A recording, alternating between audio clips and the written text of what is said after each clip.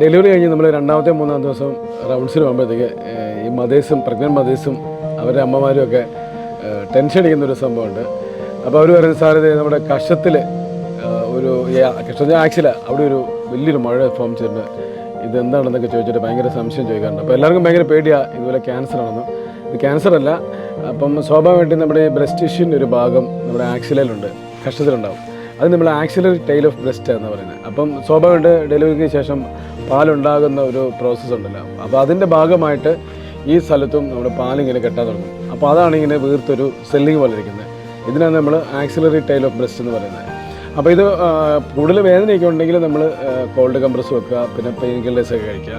പിന്നെ ബ്രസ്റ്റ് കുട്ടീനെ കുടിക്കുന്ന അതിനോടനുബന്ധിച്ച് ഇത് പതുക്കെ ഇതിൻ്റെ സ്വെല്ലിങ്ങിൻ്റെ വലിപ്പമൊക്കെ കുറയുന്നതാണ്.